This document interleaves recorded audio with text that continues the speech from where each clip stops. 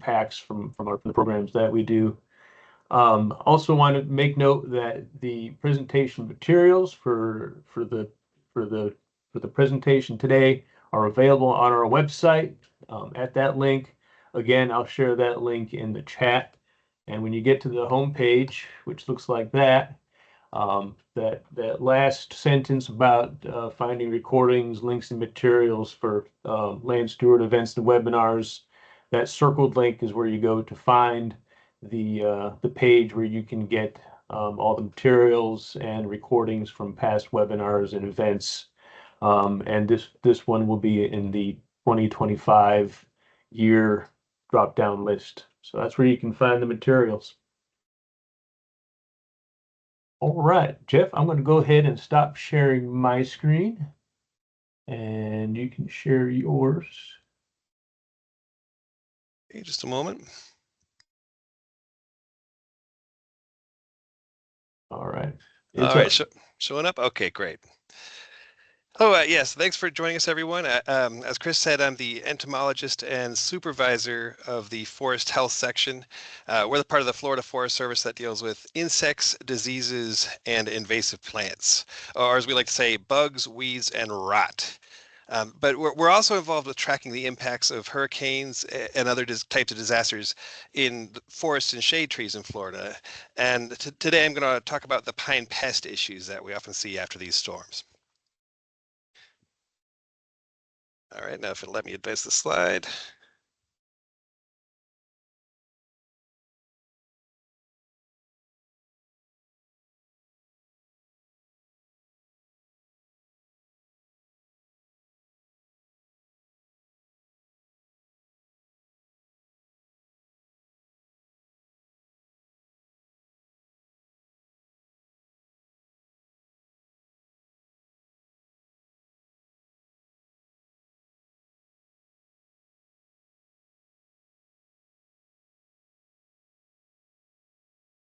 Jeff, you muted for a second there. Not sure how that happened, but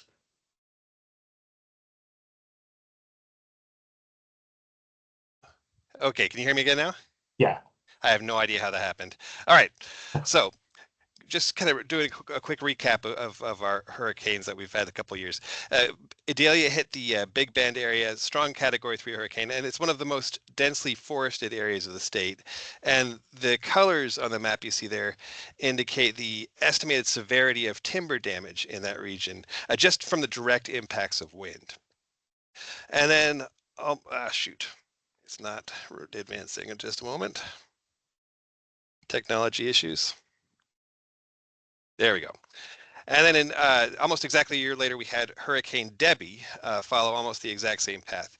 But that was just a Category 1. And of course, if you're a Floridian, that's not generally considered a big deal. And there was a very limited additional forest damage from that event. And then the following month after that, Helene landed as a Category 4 storm. And once again, almost in the exact same area. So this caused a lot more substantial damage and widespread damage swath into the forest in that area, and that extended well up into the Carolinas. And then a month after that, we had Milton land as a Category 3 storm and sweep across the middle of the peninsula there. So the forest damage there wasn't as heavy or concentrated as it was in Helene or Idalia, but it covered a very broad swath of the state. So with all of these storms causing all of this damage, it raises the question, what's happening with tree pests and diseases in those regions? And maybe more to the point, what should we expect to happen going forward? So generally speaking, the immediate and direct impacts of hurricane damage, and we're talking mainly from wind and flooding and storm surge, they're not hard to understand. When you see trees that are uprooted or have trunks that are severely bent or leaning, or they've broken off entirely, you don't need to be an expert to understand what that means for the tree's health. And the strongest hurricane winds can easily break over even perfectly healthy and sound trees. But also there's always some trees out there that have been living with things like root disease, internal wood decay, or other hidden structural issues. And even a moderate strength hurricane wind will often kind of reveal those when it sweeps through the area. But in any major storm like that, there's also going to be some trees that survive the initial storm event, and they may have looked perfectly fine at the time, but really they were left with hidden damage. That could be either within the trunk and branches or maybe down in the root system. And just from being whipped and twisted around by the storm winds. So these pictures show obvious examples that we saw in trees after Helene, but across the landscape, there's always going to be countless cases in trees that have these kinds of issues, but they're not externally visible. And that sort of hidden damage can leave trees vulnerable to opportunistic and secondary pest diseases. So, as we expected after these events, we've been getting countless calls from landowners and homeowners in this hurricane impacted, area saying, help, I've got pine beetles. And maybe they've got a pine with needles that have wilted and turned brown, or they see holes in the outer bark, and maybe they see things like sawdust collecting at the base of the tree. And yeah, okay, these are signs and symptoms that often indicate that you've got some beetles at work in the tree.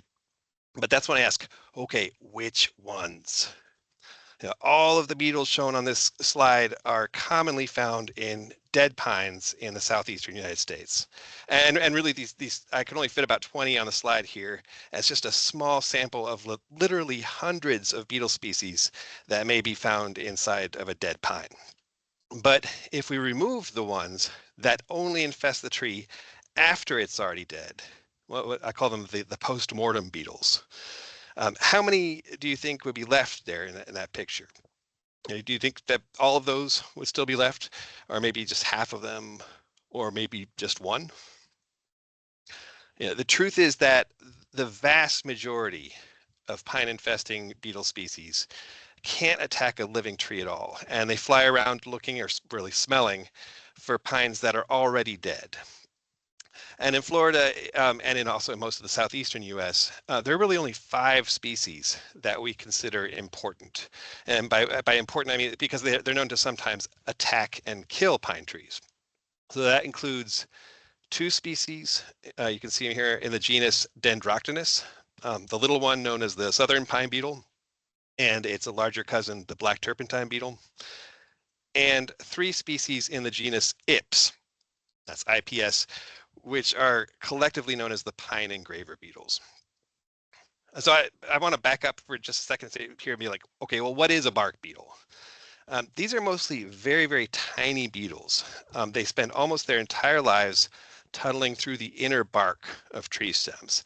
And that's just a thin layer of living tissue between the corky outer bark that faces the outside of the tree and the sapwood surface on the inside. And so that includes tissues of the phloem and cambium layers. And this layer may only be as thick as a few sheets of paper stacked on top of each other. So you have to be a pretty tiny beetle to fit through it. And this thin layer is where the bark beetles tunnel. It's where they feed and breed. And they pretty much only leave the tree when they're ready to fly off and find another one. There are thousands of bark beetle species around the world, and most of them you've never heard of because they're not serious pests of living trees. But those that are pests include some of our most damaging forestry pests, especially of conifers around the world. So these are some of our, again, our major players in Florida. The Ips pine engraver beetles, they're by far the most common pine bark beetles that you'll find at work in most situations in a normal year anywhere in the state. So you can think of these 3 species as being separated into small, medium, and large.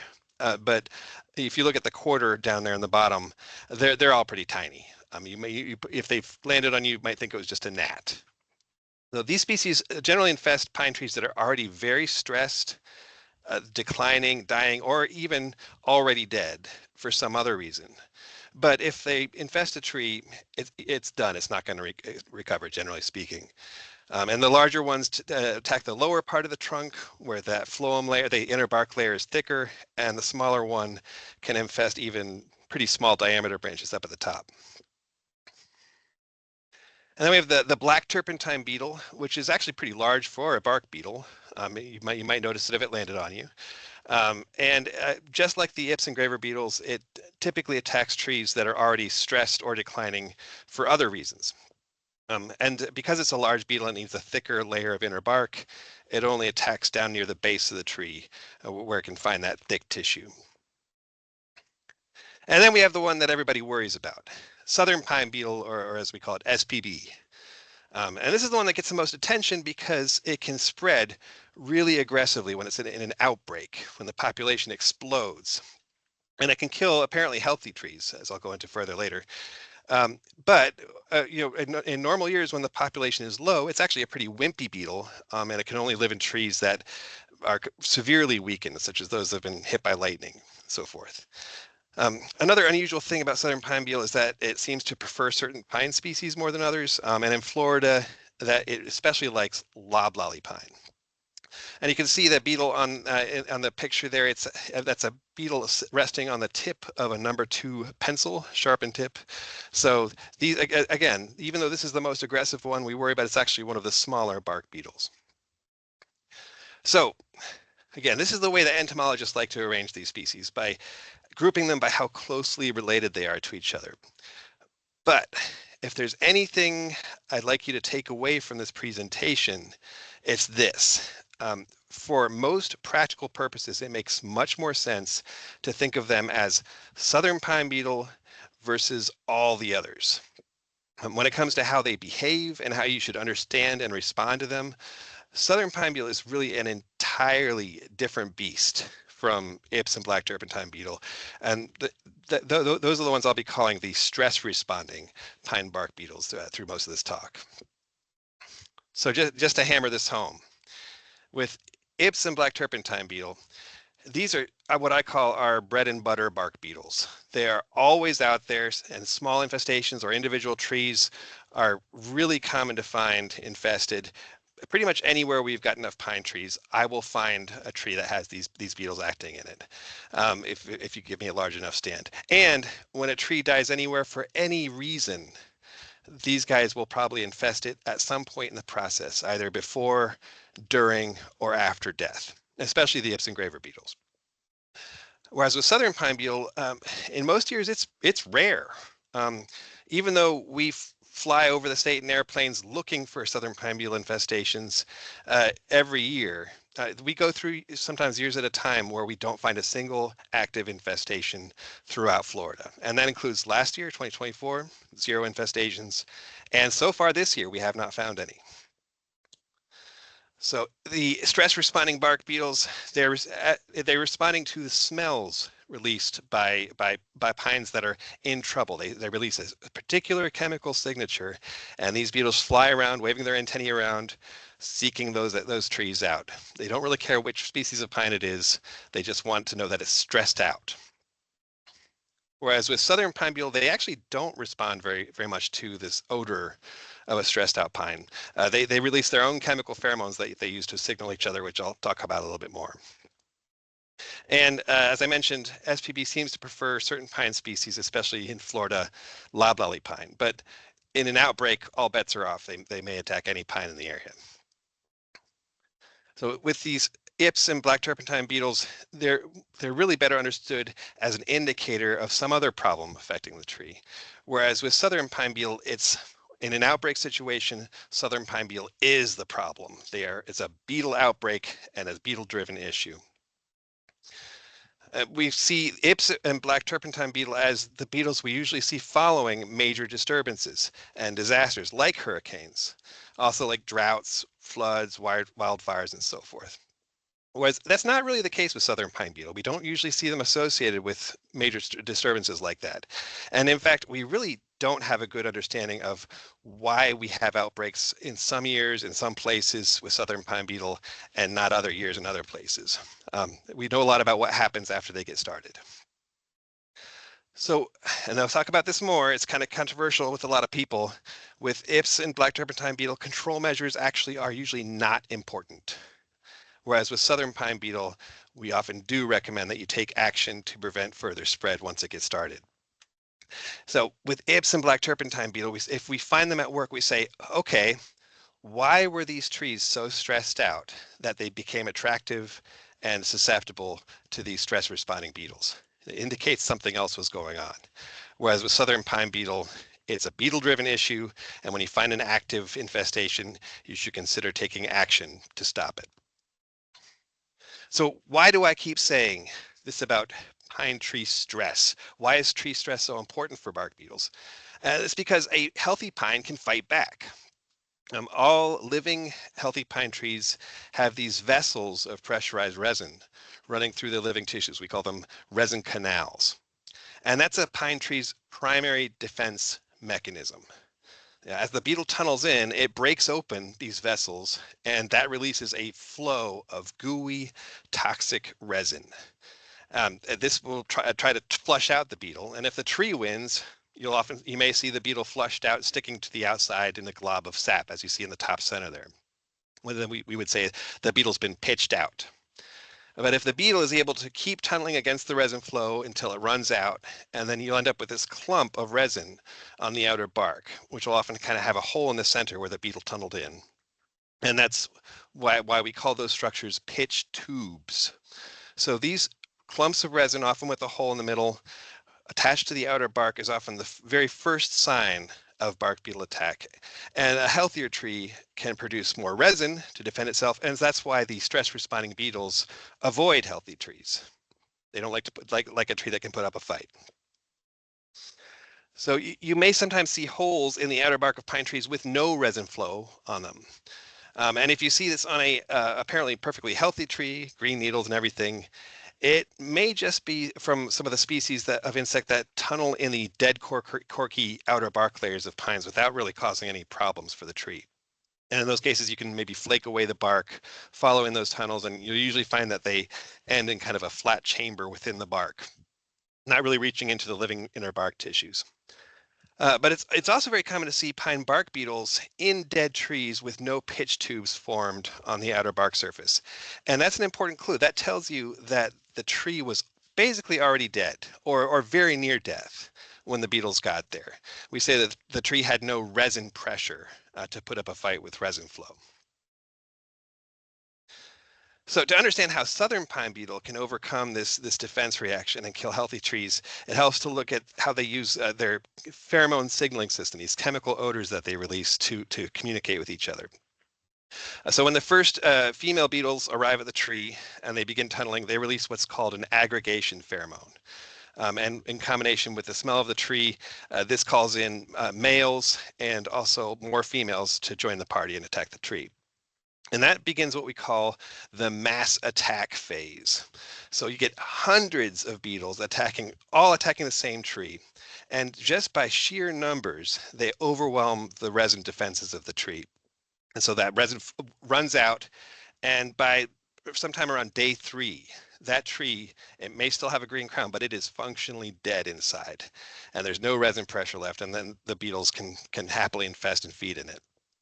And as they start to fill up the available space, they start to produce different pheromones that say, whoop, this tree's getting full, maybe stop coming to this one. And then they enter what they call a switching phase. They produce a different chemical that still draws in beetles from miles around, but as they approach the trees, they say, whoop, this tree is full, go on and attack the next one over. And so it's this pull the population in and then push them to the next tree over, is what allows the southern pine beetle to mass attack from tree to tree to tree to tree and rapidly kill a lot of trees. So when I tell people that their trees have the stress responding bark beetles, they often want to argue with me. They say, that tree looked perfectly healthy until those beetles got into it. But the simple fact is people are terrible at detecting whether a pine tree is stressed just by looking at it. The bark beetles, on the other hand, are responding to odors released by the stressed pines, and they're extremely good at cueing in on these. It signals that the tree's health is failing and the defenses are down, and this often happens on trees with no visible symptoms whatsoever. So in the future, there may be some cool technologies coming where you can fly a drone over a stand and detect which trees are stressed out by the spectrum of light outside of the visible range that has changes in it. That's coming, but it's not yet ready for prime time in our area. So from a distance, usually the first thing that people notice when a tree has been infested is that the tree's needles turn brown. But that usually happens much later in the process, really well after the tree is functionally dead. And in fact, by the time the tree turns brown like this, the beetles may have already finished their entire life cycle and left that tree. So we look for trees that have those pitch tubes on the outer bark, but they still have green needles. And those are the ones that are more recently attacked, and that may indicate that you've got an active infestation.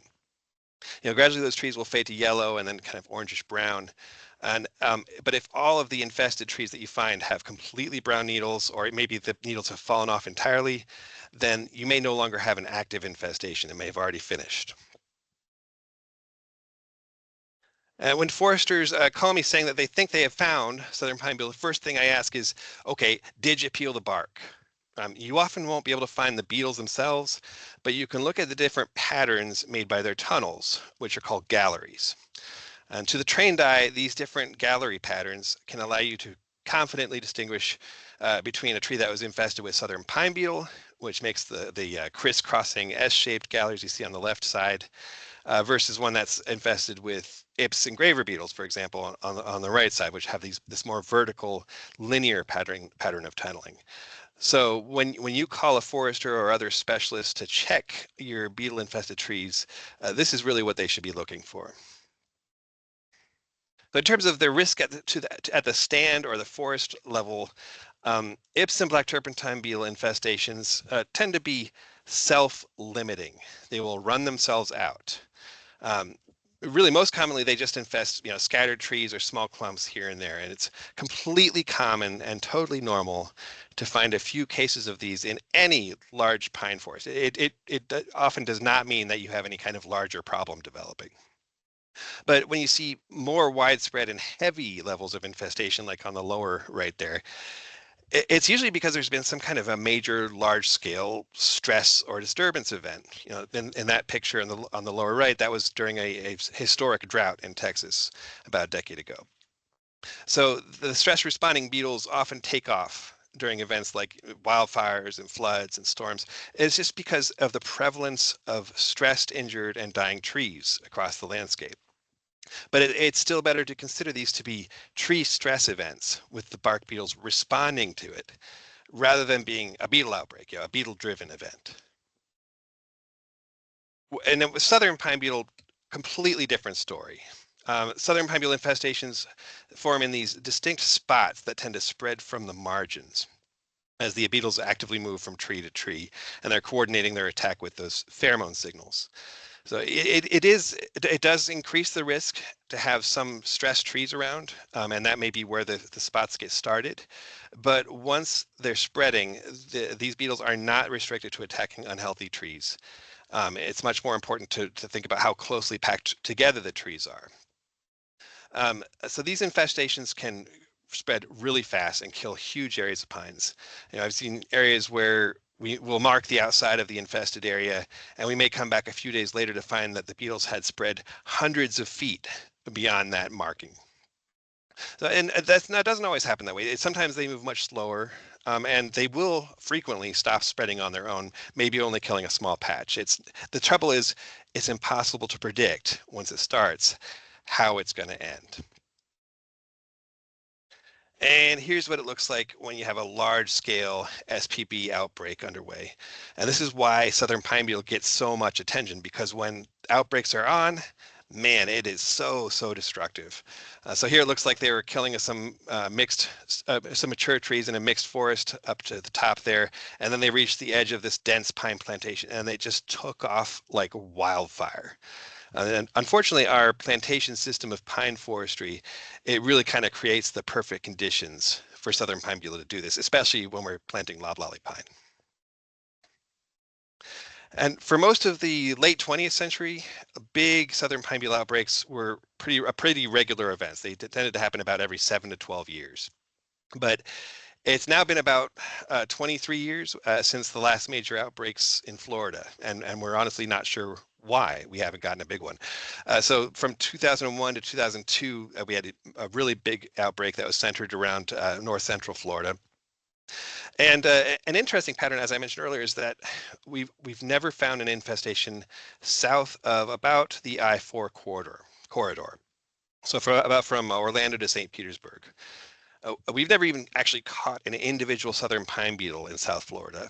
And it's not that there aren't pines there. There's certainly plenty of pines down there. But it starts to make more sense if you remember that I said southern pine beetle prefers loblolly pine.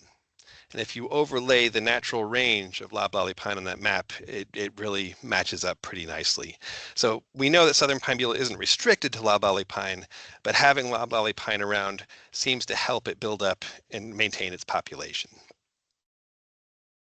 So in 2024, last year, large areas of Alabama and Georgia had one of those huge southern pine beetle outbreaks that I personally have nightmares about. They recorded over 13,000 infestations across that whole region and some in neighboring states. But as I mentioned, there wasn't a single southern pine beetle infestation found in Florida last year. And it's not that we weren't looking, we definitely were. And we're not sure why we were spared that event, and we're always on the lookout for things turning south for us, but so far in 2025, we still haven't found any. When you do have a southern pine beetle infestation that's actively spreading, the standard suppression technique to stop them from moving into new trees is known as a cut and remove treatment. And you can kind of think of it almost like controlling a wildfire. You start by cutting out a buffer area of uninfested trees ahead of the direction that the beetles were spreading. And this acts like almost like a fire break, providing this gap between the trees that are infested and those that aren't. And that over that gap, their pheromone signaling system just kind of floats away in the wind, and they are no longer able to coordinate their attack to the next tree over. So then from there, you can go in and cut out and haul away the infested trees. And you can leave the trees that they've already vacated, the long dead trees. They're no longer going to have southern pine beetle inside, but they will still provide habitat for the things that eat southern pine beetle. So it's actually a good thing to leave them there. And this is an example of what it can look like when you have a suppression treatment underway. It's a cut and remove treatment. So as you can see, they're cutting out the buffer strip first ahead of where the beetles were spreading. And then they start to move in and cut out the infested trees, starting with the freshest ones. And the width of this buffer strip can vary according to how fast the beetles were spreading. But a common sort of rule, a rough rule, is to make it at least as wide as the trees are tall. So that's for southern pine beetle. Again, as I said, totally different from the rest. So how would you respond to the stress responding pine bark beetles, Ips and black turpentine beetle? What people usually think is that they need to hurry up and get in there and cut out the infested trees and maybe remove them from the site before the beetles spread any further. And a lot of people are shocked when I tell them that with these bark beetles, cutting out or removing the infested trees is actually not urgent. And in many cases, it's not even helpful in terms of saving the rest of your trees. In fact, trying to selectively remove those trees from the forest can often cause you to lose more trees than if you had just left them alone. And that's partly because when you bring in heavy harvesting equipment and other things, you often end up crunching up some roots, disturbing the soil and injuring stems. And basically what you're doing is you're causing more stress to those same trees that you're hoping to save from these stress responding pine bark beetles. So basically, if there are pine trees in your stand that are stressed enough to be attractive to these beetles, the beetles will find them. These are common in the environment. They're always flying around.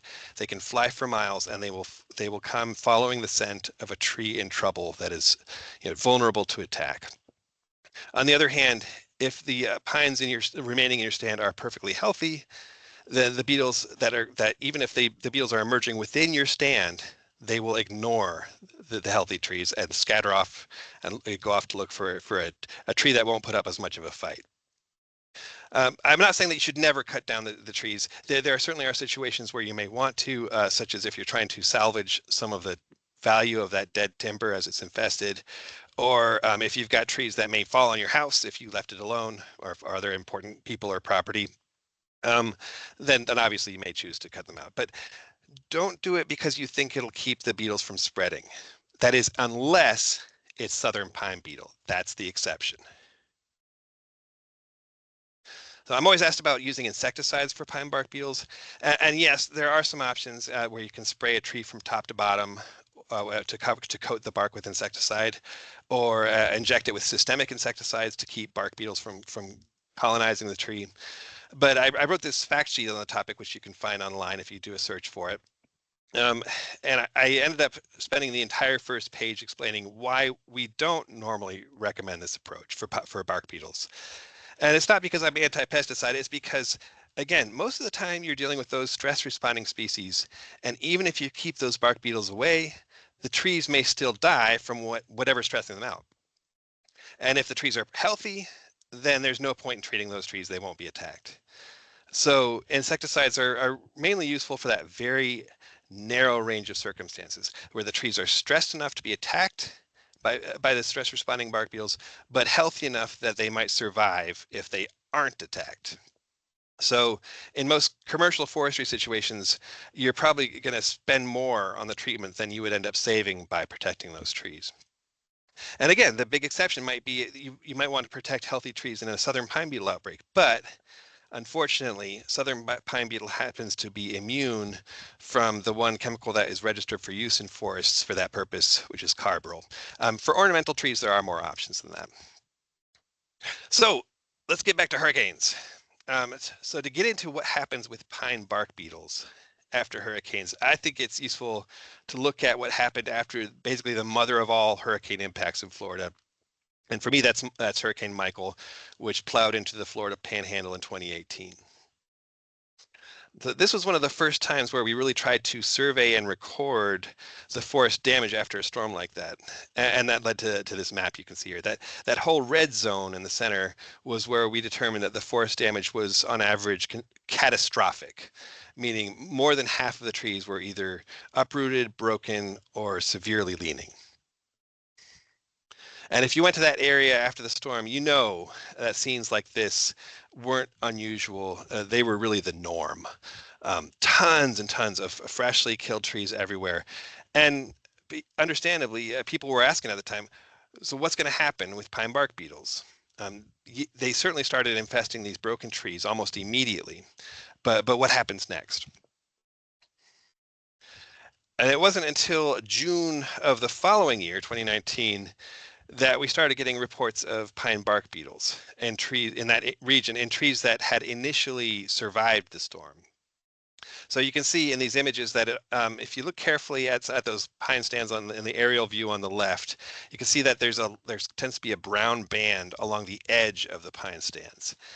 So they tended to be seeing death in trees that were most directly exposed to the wind at the edges, or single trees that were off alone. So in this region, these trees didn't break, but they were still subject to a lot of bending and twisting, and that left them vulnerable later on. And we also saw a lot of cases with young trees, which may have been bent way over by the wind, but then they were able to spring back up. And initially we thought, oof, younger trees, they did really well. But in some of these cases, that year after the storm, they started bleeding resin just out of random spots on the stems. And when we peeled back the bark, we could see that their wood tissues even were caked with crystallized resin. Basically, what's happening in here is that from the extreme bending and twisting from the wind, they ended up with, you could say, internal bleeding. And their vascular systems were disrupted. And many of these trees were also being attacked by the stress-responding pine bark beetles.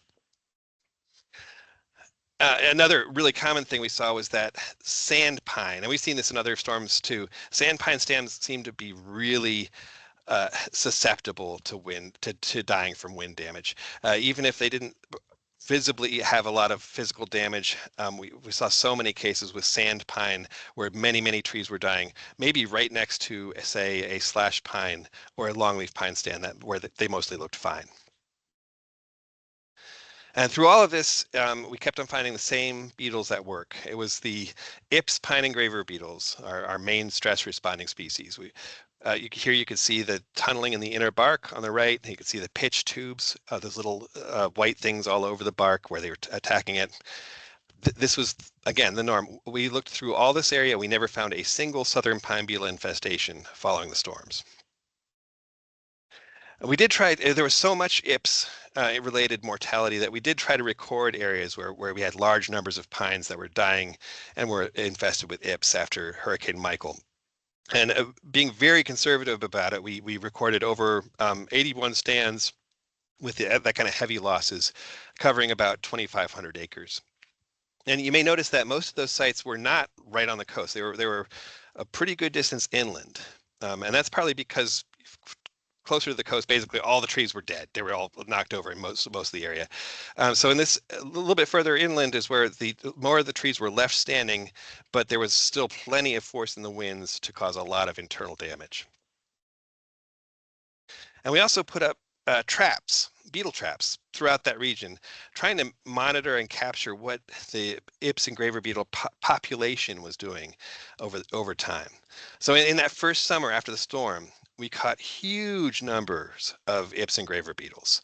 And in some areas, some sites, we had more than 400 beetles per trap per day on average, which, obviously you have no point of reference, but I can tell you that is a huge number of bark beetles. But interestingly, by the second year after the storm in 2020, those numbers went down way, way, way down. And also in the second year after the storm, we stopped finding or getting reports of fresh areas of pine death with Ips and graver beetles. It really seemed that by year 2, or after following the storm, we had the number of remaining stressed pines that were dwindling down, and so did the pine bark beetle activity. It's not like it took this opportunity and then exploded and killed everything. And then by year 3, the beetle trap catches were basically down to what we would consider, normal near background levels. So we also had some cases that were kind of difficult to know how we should record it.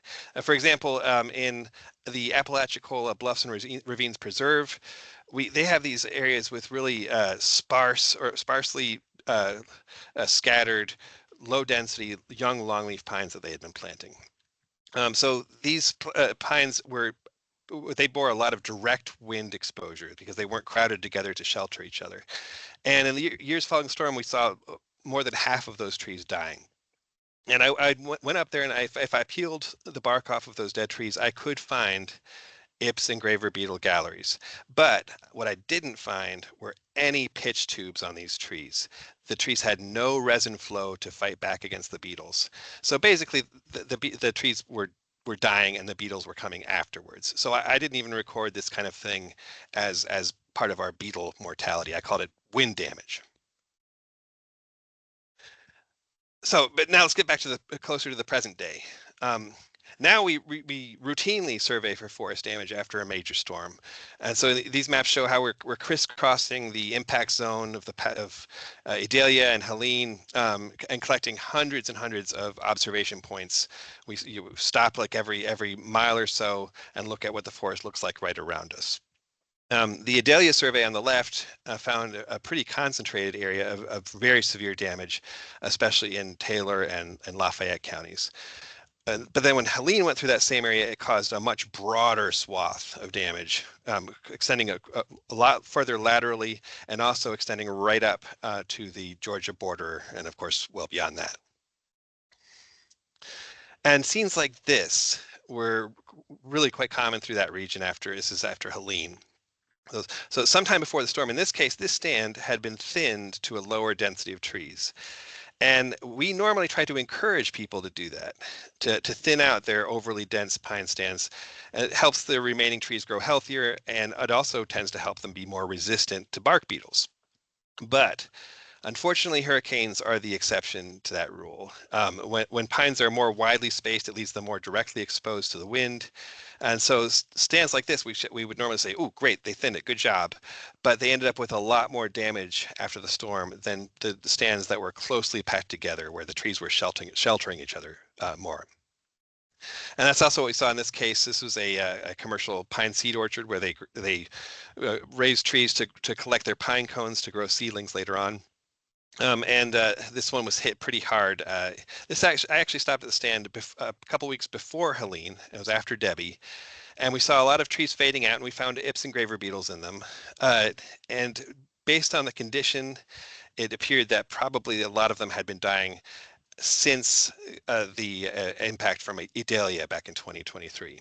And unfortunately, I later got a report that this area has gotten much worse following Helene, as you might expect.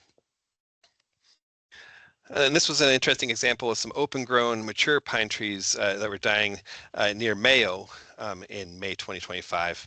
And once again, we found that they were being infested by the stress-responding Ips and graver beetles. But an interesting thing about these is that when we peeled the bark, we also saw something else. We saw some vertical cracks in the wood that were filled up with resin. And again, this suggests that even these big honking 24-inch diameter pines were bending enough in those hurricane winds that they started to have the actual grain of the wood separate, and that's probably a big part of why they ended up being infested with these beetles. And this is from a rest area in Madison County on I-10, and really soon after Helene, they had some crews come in and remove all of the damaged pines from this area that was next to the rest area, not directly in the area. I don't know if they were trying to salvage it, or if they thought it was a safety concern, or if they were trying to do pest control, as people mistakenly do with the beetles. But in the process, they caused a ton of disturbance to the site. I mean, it really almost looked like a herd of feral hogs had gone through and just torn up the ground everywhere through there. So since then, I've been stopping regularly to check on this site, and every time I go there, I find that more of the remaining pines are in that area are dying and still being infested with the stress-responding Ips and graver beetles. And so it makes me wonder how much of that tree stress that they're responding to is from the hurricane damage, and how much is from the root damage that they caused with the heavy equipment moving through the site afterwards. And just for comparison, consider this slash pine stand in an area of Lafayette County that had a lot of damage. So in this case, there were many dead, broken, and uprooted trees left over from Hurricane Helene. And those, we could tell by peeling the bark that those trees had previously been infested with Ips and graver beetles. In this case, we were there the year after the storm, and the landowner had taken no action and just left things as they were. Even the trees that were lying on the ground and leaning over. But when we were there that following year, we could really only find a couple of trees that were still actively infested. And if it was true that you have to hurry up and remove all of those broken and infested trees, or those beetles are going to run through all the trees in the stand, you would expect that to have happened here, but it didn't. Oops, I forgot to add those things. So the big takeaway messages following all that are that, yes, after the immediate and obvious damage caused by the storm, there is usually this increase in opportunistic and stress-responding pests and diseases. And with pines, that especially means that there's likely to be an increase in the stress-responding pine bark beetles, but not southern pine beetle. And you should consider those beetles to be responding to the abundance of stressed and damaged trees. They generally don't go from there to aggressively attack nearby healthy trees. And in the trees that survive in the longer term, I should mention that there's also going to be effects like root disease and stem decays from flooding and injuries that took place during the storm. And that may take years or even decades to run their course. I didn't try to cover that here because there's still so much we don't know about it. It's not a very well studied topic. So that's my spiel. Thank you for listening. And I just want to mention that for those of you who have Facebook accounts, I'd also like to invite you to join our Southern Forest and Tree Health Diagnostics group, where we talk about this kind of thing a lot. And with that, I will take any questions.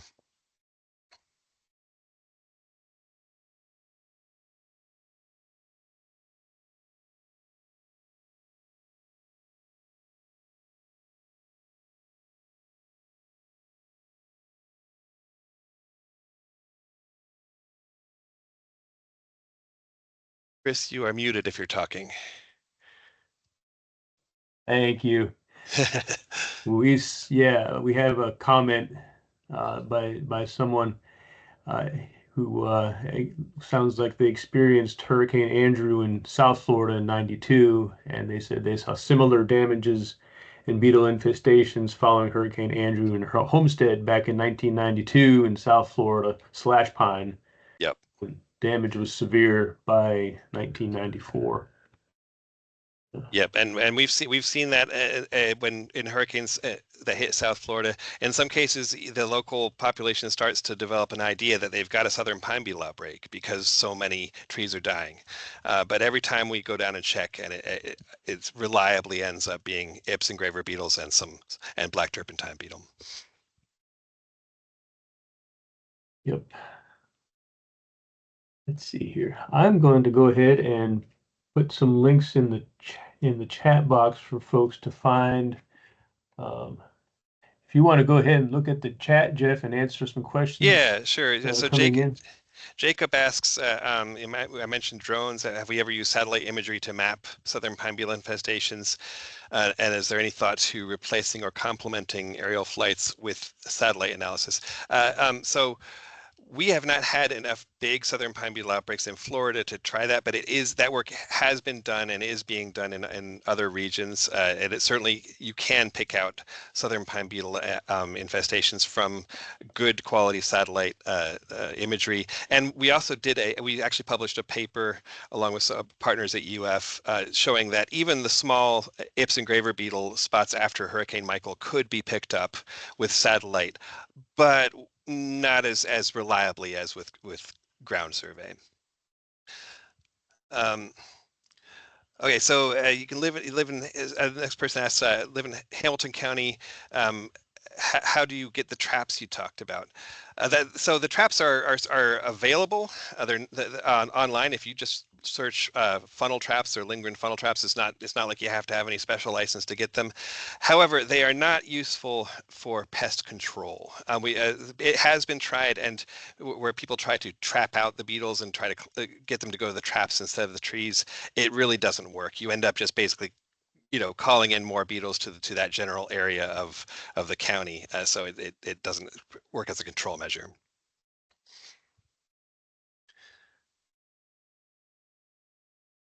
So I hope that answered your question, Mike.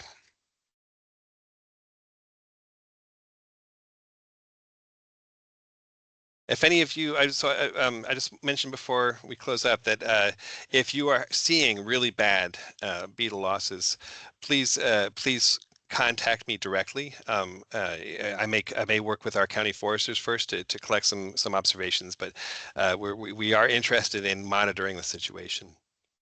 Mike also mentioned the beetles we have cause a clicking sound. That's actually usually some of the post-mortem beetles, the beetles that come in after death. There are some big wood-boring beetles that come in after the tree is effectively dead, and they have big larvae that crunch through the wood, making a kind of a creaking or clicking sound. You usually won't hear the bark beetles themselves. Oh yeah, so some questions about beetle monitoring, detection, and mitigation between Southeast and other parts of the U.S. So anywhere where you've got a conifer forest, you're going to have this distinction between the stress responding species, and it's frequently often Ips, no matter where you go, and these outbreak species that can have populations explosions where they attack different trees. So a lot of the same methods in terms of monitoring are used. They may use traps, they may use aerial surveillance from aircraft to detect where things are happening. But so this method I talked about with controlling southern pine beetle outbreaks, where you cut and remove them, that's really specific to southern pine beetle. The same doesn't really apply to, say, mountain pine beetle out west. They just have a very different attack pattern in biology.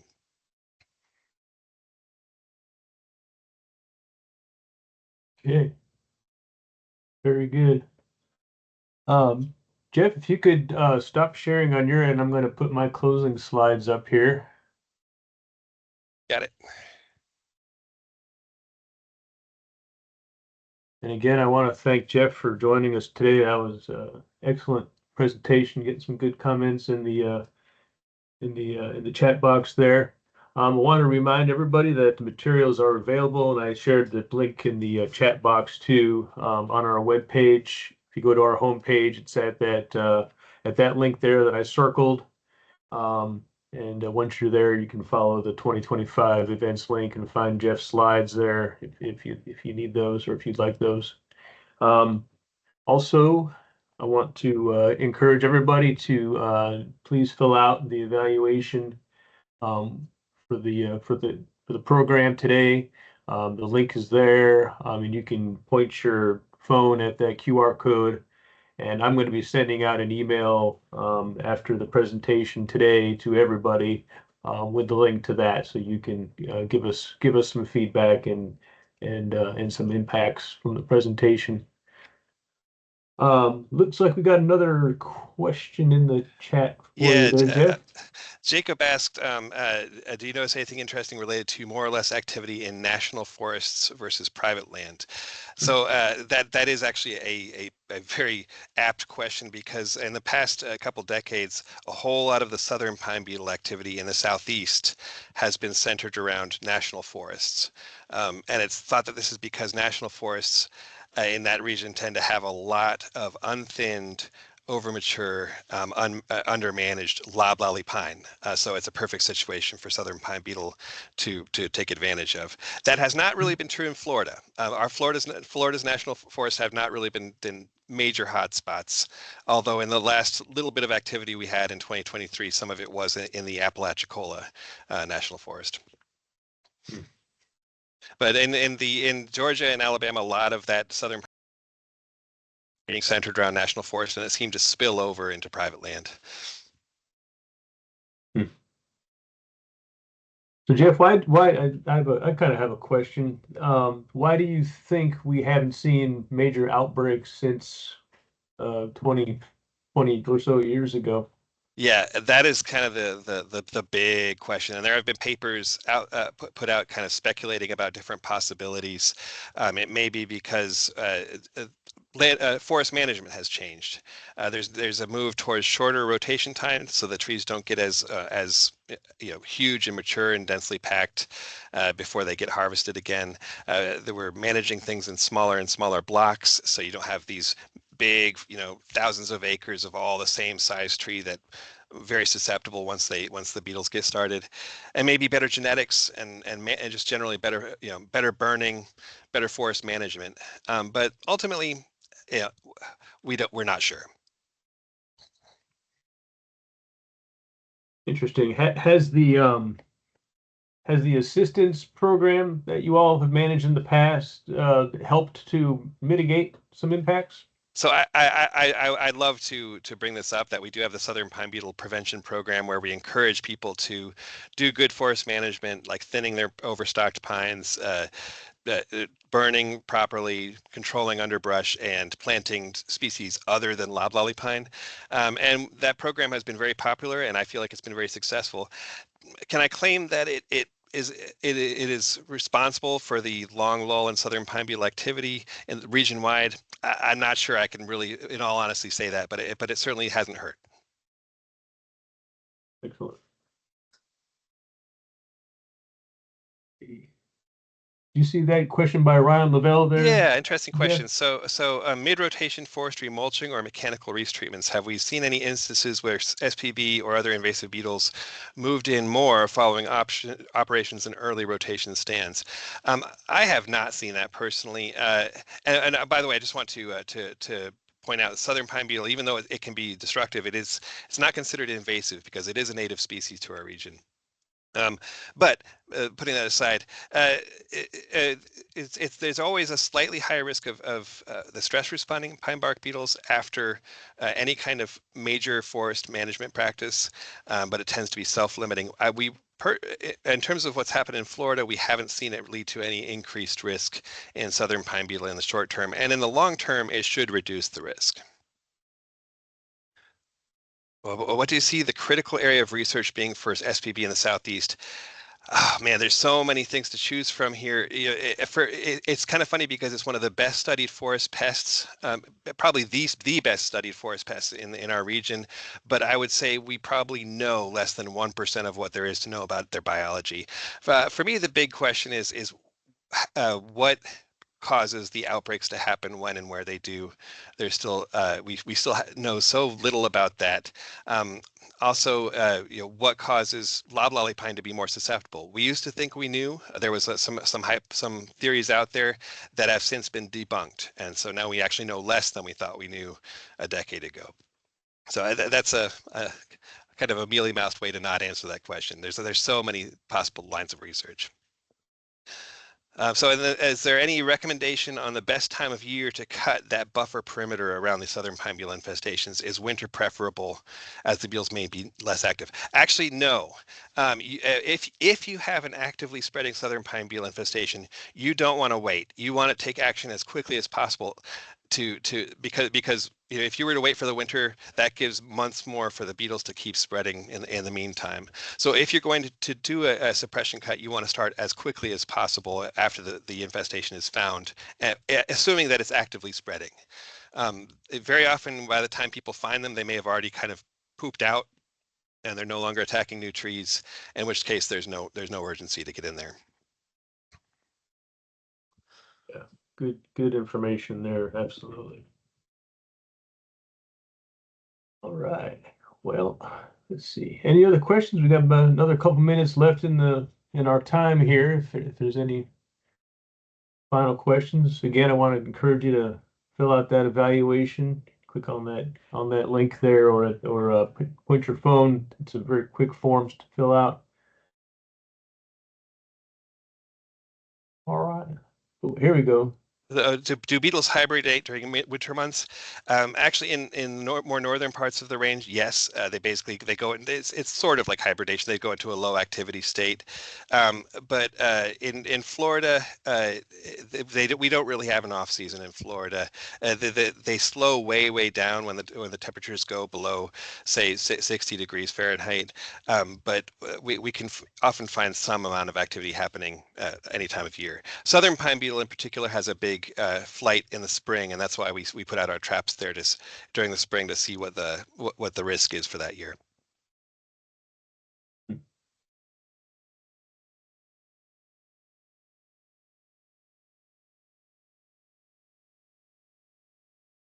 All right. Well, Jeff, thank you so much for your presentation today. If you could, want to thank our partners and supporters for their help with our program. Each year we get some support and a lot of help from these organizations shown on screen, as well as others. Florida Forest Service, of course, is a huge partner in terms of funding and coordinating events around the state.